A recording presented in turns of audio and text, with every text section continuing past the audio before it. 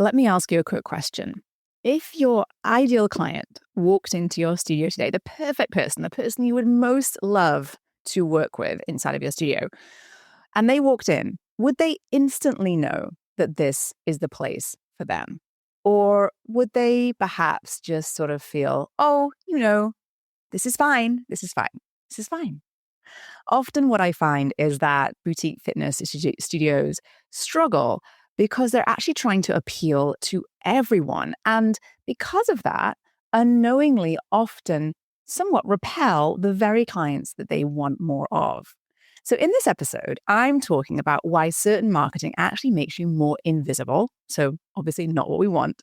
And how when we are trying to speak to everybody and be liked by everybody, it might actually be costing you in time and energy and missed revenue. So if your marketing feels like it's not really working, if it feels like it's noisy, it's exhausting you, if it's inconsistent and you're not seeing steady leads, steady new clients coming into your business on a regular basis, on a consistent basis, then this episode's for you. Well, hi there, I'm Seran Glanfield. I'm a business and marketing strategist just for boutique fitness studio owners like you. If you're ready to be inspired and make a bigger impact, you're in the right place. All you need are a few key strategies, the right mindset, and some support along the way. Join me as I share the real-life insights that will help you grow a sustainable and profitable studio. This is the Pilates Business Podcast. Welcome back to the Pilates Business Podcast. If you're new here, hi, I'm glad you found your way. And if you're a long-time listener, welcome back. I'm glad you're here again. I'm Seran Glanfield, and I'm the founder of Spring 3 Studio Business Consulting. And I've been coaching and consulting studio owners across the boutique fitness industry for well over a decade. I've worked with hundreds of studio owners all around the world very, very, very closely. And at around this time of year, we're a few months into the year, what we see is that we're starting to find our stride and we're starting to see how this year feels, right? Every year it's a little bit different every year. And we're starting to see right now how things are going, how things are sitting. For some, it's great, it's strong. We've had a strong start to the year. And for others, maybe it's just kind of going. And regardless of where you're at, we're talking today about marketing, which is going to help you no matter whether you are feeling like things are just off the charts or whether you feel like you perhaps need a little bit of a boost, okay? Now, and specifically when we talk about marketing, I mean, I talk about marketing all the time in so many different ways. This is such a broad topic. But I think I want to talk today with a little bit about marketing that feels like a lot of effort and very little payoff. And what I find for those of you who are listening and you're just having an okay time so far in 2026, I want you to listen carefully to this episode, okay? Because what I've found over and over again from all of this experience that I've had well over a decade and through a lot of different shifts that we have seen in this industry, quite honestly. I have been coaching through various sort of trends that have come and gone through the evolution of software and technology, through global pandemics, through so many different sort of ways that this whole industry has shifted and twisted and turned, right? And it's been a journey. So there's a lot that I am leaning on when I give you the guidance and insights that I share with you inside of my Thrive group coaching programs and to a certain extent here on the podcast as well. And so I've seen there's a lot of things that I see happening consistently. And there are habits and trends that we tend to perhaps fall into that may not be fully supporting our business growth. And I think that when it comes to marketing, it can feel very, very heavy to some people. It can feel very light and fun to others. And everyone's just a little different in that way, right? But if you feel like it is a lot of effort right now, if you feel like you are posting, you are running promotions, you are doing events, you're talking about your classes, your schedule, your teachers, and your community, and yet perhaps you're not getting that nice, steady stream of new clients walking in the door, and you're wondering, what is going on?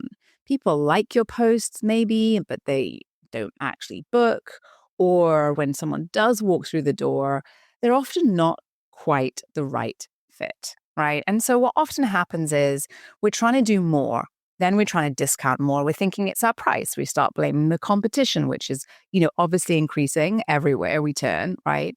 And you start trying to feel like you have to convince people that they're in the right place, which is honestly like not a good energy, right? When we're trying to convince people, it's sort of like it's a just different kind of energy. And you probably are wondering, why is this so hard? Why am I not seeing the results that I want from my marketing efforts? And I want to say this to you with all the love that I have for everything that you're doing and all the admiration that I have for that I have for you for showing up every day and doing what you do. And that this is not about doing more, honestly, truly. And I when I work with my studio owners inside of Thrive, this is not what I often am encouraging folks to do less because I want you more focused. I want you focused on the right things. So this isn't about doing more. It isn't about working your tail off, working more hours, hustling more, pushing yourself and exhausting yourself. That is not a good place for you to be either. So it's not a hustle problem. It's not that you're not working hard enough, right? And it's not about the platform typically either. Wherever you are right now and wherever you are from a digital perspective is probably the right place for you to be. What it often is, though, is that it is a positioning problem. Okay. And this is what we talk about when I work with my studio owners inside of Thrive and specifically inside of our marketing intensive that we do throughout the year inside of Thrive. And this marketing intensive is where we talk about all the things, all these small tweaks and changes and adjustments that actually have this major impact on all of the way that your marketing works and how well it works together. And oftentimes we focus on the quantity when it comes to marketing and not necessarily on the quality, right? And this is one of the things that I always am working on with my studio owners. We are working on making sure that our messaging and what we are saying about your business is absolutely on point. And when we talk about positioning specifically, a lot of folks believe that being really, really broad keeps them safe. Okay. And what I mean by that is that if they niche down, if they get really focused on a particular type of client that they want to work with, they will exclude other people. Okay. And those other people, maybe they're also interested in what we do as well. And so we are linking this idea that being broad and open and to all, and that this is for everybody, means that we will get more clients. And this is often a bit of a misconception because in practice, right, the opposite is true. Specificity actually gets you better clients, more quality clients, because they are a better fit for you, right? And you will find that the more specific you can be with your messaging, the better you're able to reach the types of clients that you want. So let's talk a little bit more about that because this is really fundamental marketing, and especially in the world we're in today. And I think, again, we're working against this bias sort of that we might have about the size of the market, where we want to get more people in and have, which we do, but where if we're trying to reach more people, that we don't want to be specific with our marketing language, right? And the reality is that when you're trying to market to everyone, your marketing message will be generic. There's no way around it. Pilates for all levels, a welcoming community for everyone, movement for everybody, right? And these aren't wrong, by the way, at all. So if you're using them, I'm not saying you're wrong to use them at all, but they're also not speaking to a specific need. And because they're not speaking to a specific need, they're not compelling, right?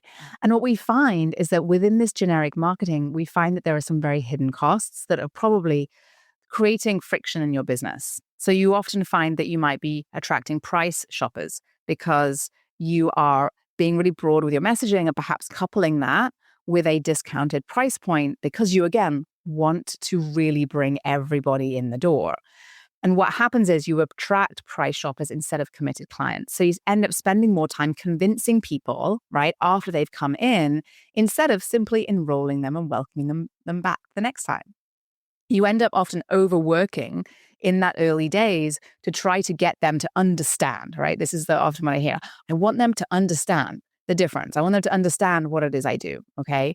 And you're trying to make the numbers work with this, perhaps these folks coming in who aren't perhaps really a really good fit for your business. And you might find sometimes that you're really busy with this because you've got people, but they're not the right fit. They're not staying. They're not sticking around. They're not actually committing to that next step. So you're busy, but you're not profitable. You're not busy, but you're not growing.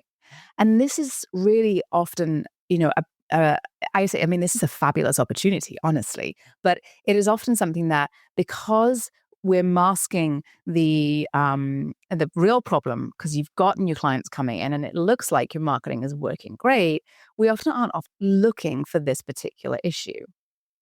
So you're busy, but you're not profitable. Yes, people know you exist, but you're not differentiating enough. You're not building enough connection with them to help them to perhaps stick around. Because we're not just competing for attention in today's world, you guys, we are competing for loyalty. And I'm talking about this a lot because right now there is just, well, this is the world we're in, you guys. This is just how it kind of is. So we want to make sure that we're focused on getting the right people in the door. We're telling the right things from the very beginning, that we're differentiating you from others actually, and that we aren't then perhaps being so generic with the way that we're talking about our business. You want to be clear. Clear, when you're clear and transparent and straightforward, people will like that because, again, we're competing for attention and for loyalty, and attention has to come first. If they don't know you exist, they'll never hear about you, right? So we need to make sure that we are not marketing to everyone, right? And falling into this trap of being really, really generic with what we're telling people about your business. And it often backfires because we often equate this idea of being really, really, and the word inclusive comes up, right? And it's important to be inclusive, obviously. This is not about being inclusive versus exclusive. It is about saying we want to be clear about who we serve best, because regardless of your studio, you are without a doubt attracting a specific type of client into your business. And I'm not talking, by the way, to be completely clear, I'm not talking about demographics. I'm talking about people are motivated by certain things. They have a certain character. They're looking for a certain energy in the studio. And we often miss this piece because we see the characterization of people perhaps in terms of this sort of demographic or and we don't want to let anyone feel left out. Of course we don't, and that is not at all what I'm suggesting here at all. We don't want to alienate people at all, never, ever, ever, right? But we can see, I'm sure there are trends in your clientele that you cannot ignore. And typically those types of people who have a certain energy and want an energy or want a certain atmosphere of a studio that they walk into, that's what keeps them coming back, right? And that if you are able to talk about what that is to a wider audience, how interesting would it be to then be able to tap into that group of people? And what would it then look like, not just for your lead generation, but actually for your enrollment and conversion following that sort of initial few sessions? So instead of worrying perhaps so much about this idea that niching down is going to just eradicate the number of people who would come into my business, right, or your business, avoid being vague with what it is that you do and who it is you do it for.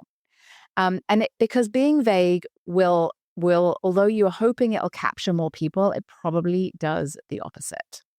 So you don't want to make people figure out on their own whether this is good enough, if this is a good space for them, whether it's for them, or whether this is the right environment for them to come and take a class or a session.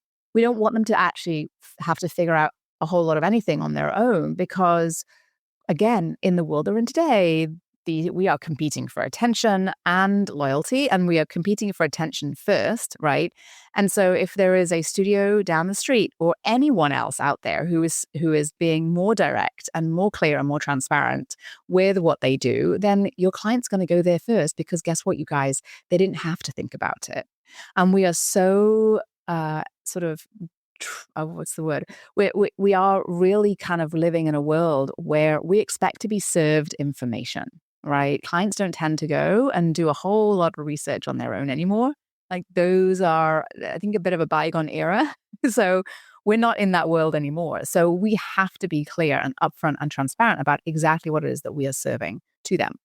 And so your best clients don't want to go and do all this research either, right? They want you to tell them exactly what they need to know and to get started. And they want to be understood and they want to know that you are the right fit for them. So what information do you need to share with them in order for them to know that that perfect studio is yours?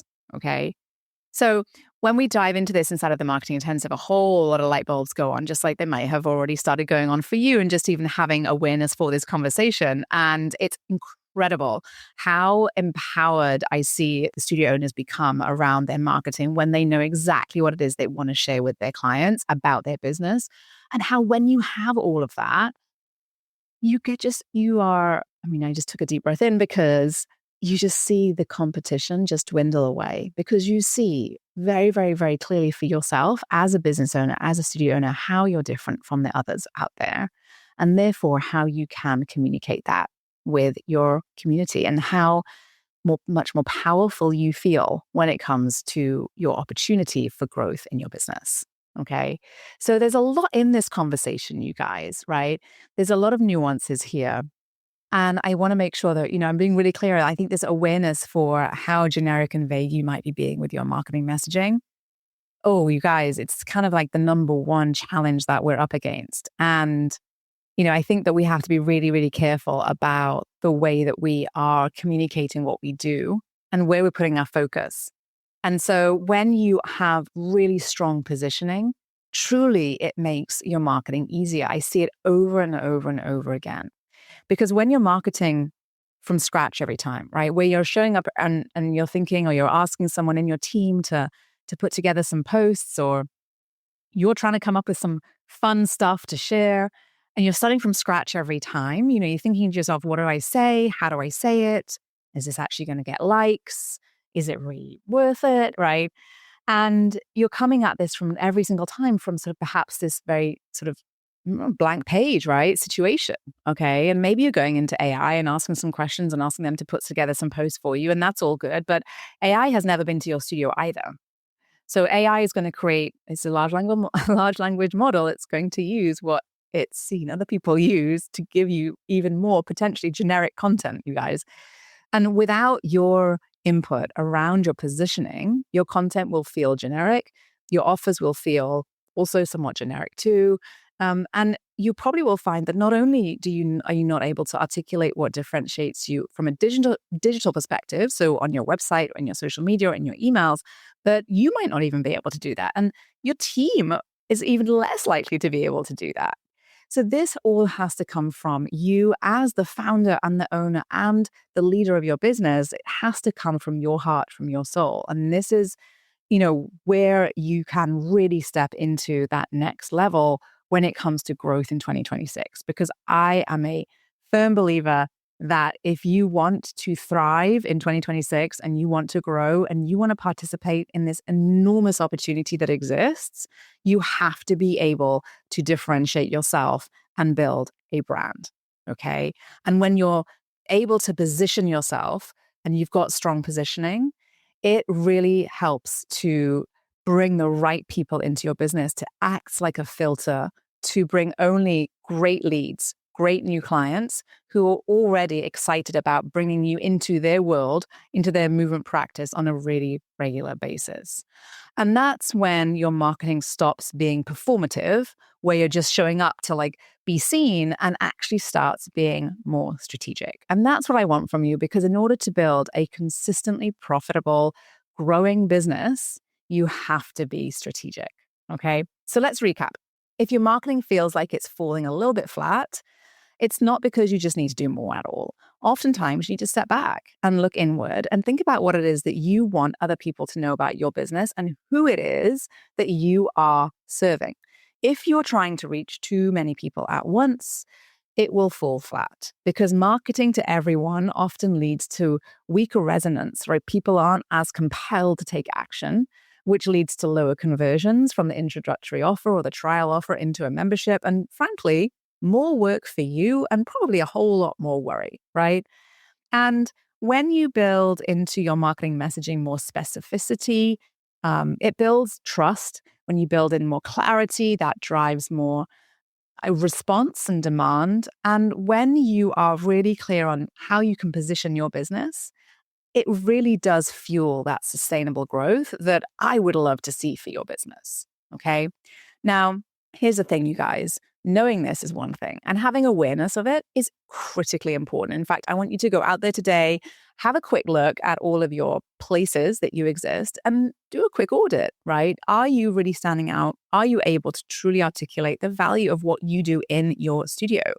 Because applying this to your messaging, to your marketing, to your offers, to your team and your systems is another thing.